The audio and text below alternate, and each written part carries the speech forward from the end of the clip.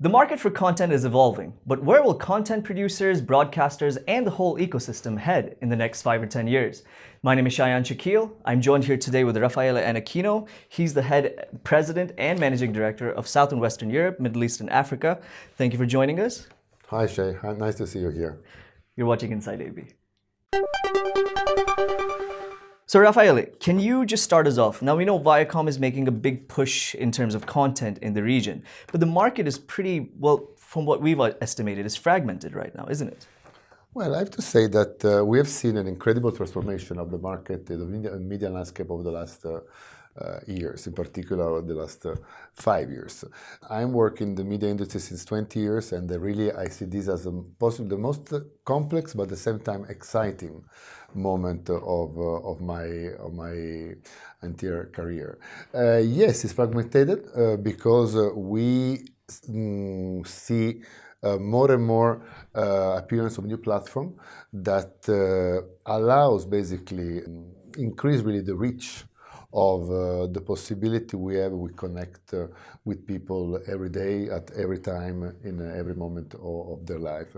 And for content producer as Viacom, that, as you know, is one of the most important, as one of the leading companies in terms of content production. We invest more than $4.5 billion overall to produce leading content and IPs all over the world. Right. This what you call fragmentation, but this new media landscape is a great opportunity because it's an opportunity to reach more and more content, more and more viewers with for our content. Now, we've been speaking behind the cameras about this quite a bit, with the traditional players, the new internet players, with Netflix, Stars Play, and all those, Amazon Prime, the competing players in this market ecosystem.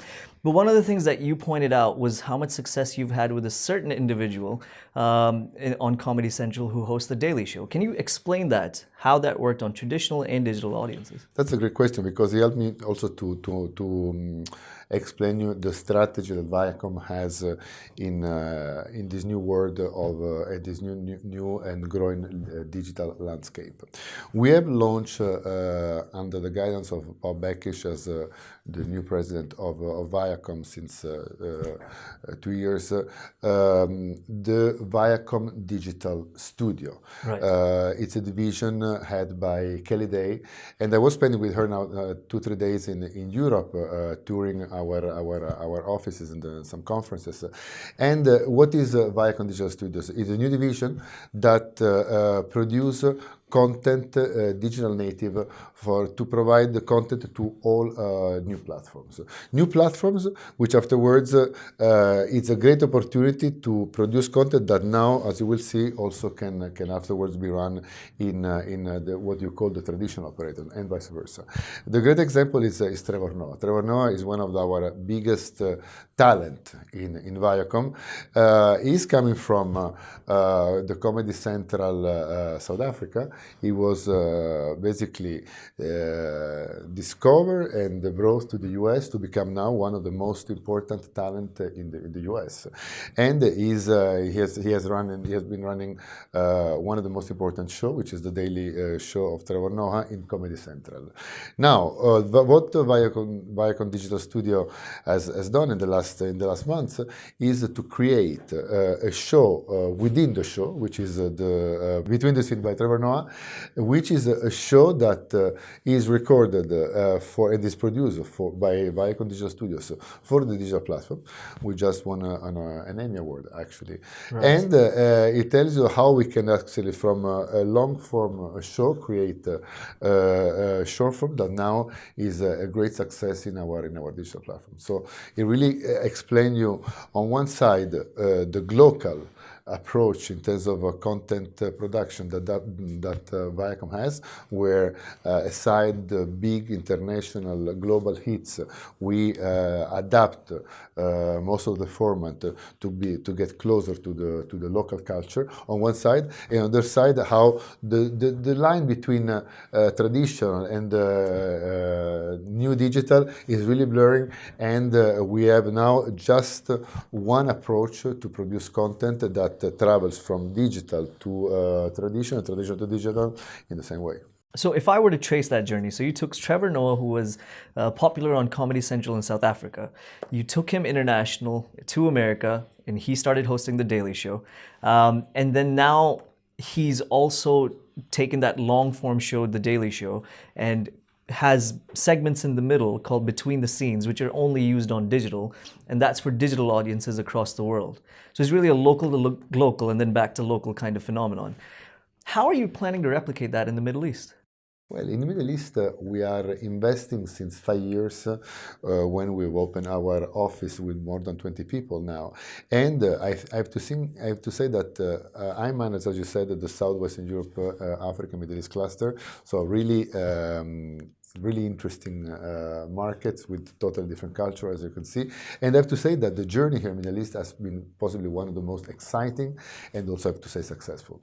We have launched in 5 years in partnership with OSN 8 channels. 9 brands from Nickelodeon to comedy to MTV to Paramount and Spike, and also we have I think adapting our distribution strategy into the digital world. So, for example, always in partnership with OSN, we have launched the Nickelodeon application, understanding that kids, in particular in this part of the world, are consuming content more and more using the tablet and the platform. So inside an authenticated world, we are providing this new application to kids.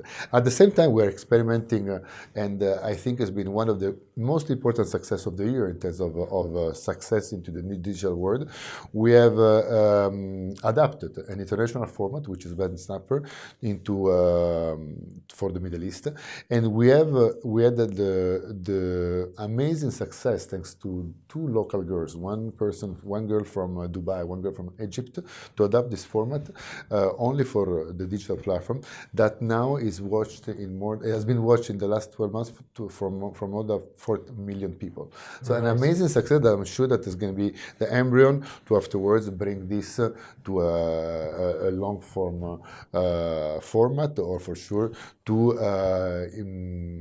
basically be part also of our strategy of producing more and more content locally. Don't forget that, for example, from Comedy Central Middle East, and we were really surprised positively about the vibe and the opportunity to be successful into the comedy industry in this part of the world, in UAE and Saudi.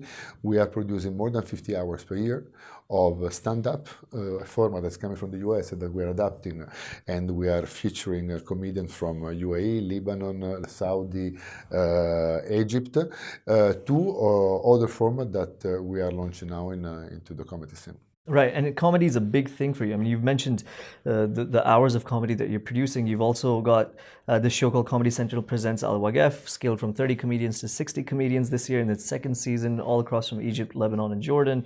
You've mentioned that Comedy Central presents Stand Up Half Hour, which will unveil sometime in 2019. Comedy is a big push for you, but a lot of that is largely still on traditional media, right?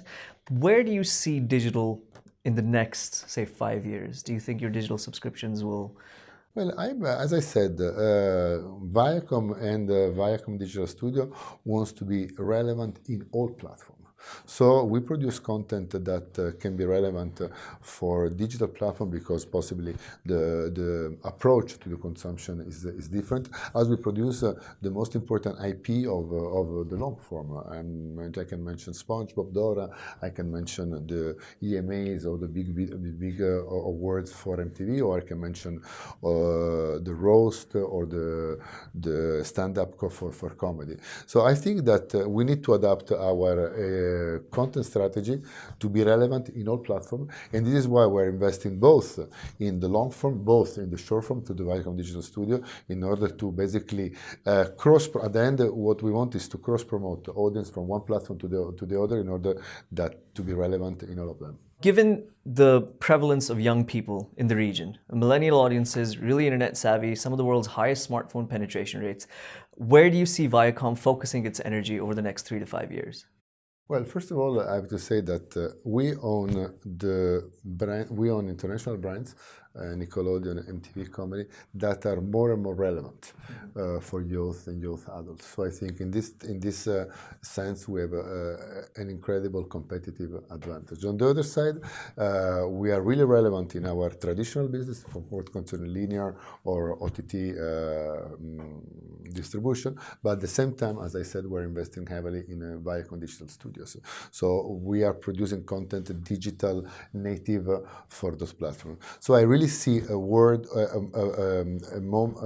growth, an opportunity of growth over the next 3 years because of the appearance of so many new platforms. For us, I see this as a great opportunity. What is really important for companies as Viacom that from being a media company are transforming, and we are transforming to be a leading multi-platform global entertainment company, is the capacity to continue to produce worldwide strong IPs, as we do with Nickelodeon. I mentioned Paw Patrol, Dora, as we do in MTV with the big music events, as a VMAs or EMAs, or as we do in comedy with the stand-up format or the roast that we were mentioning before. So, if in a year where in a moment of our business where you see a lot of fragmentation and the appearance of many new platforms, I think what we own are two unique competitive advantage, which are brands and IPs. If content is the king of this industry, more and more, brands for sure will become the queens in the sense that will be, if you want, the light en route to drive consumer to find easily content they know they like. And I think in this sense, we have a unique position in the marketplace. Well, you heard it from the man. Thank you, Raffaele, for speaking with us. You've been watching Inside AB. Remember to subscribe and comment below and tune in tomorrow for the next edition of this series. And keep watching our ongoing coverage of how the content industry is evolving. Thank you for watching.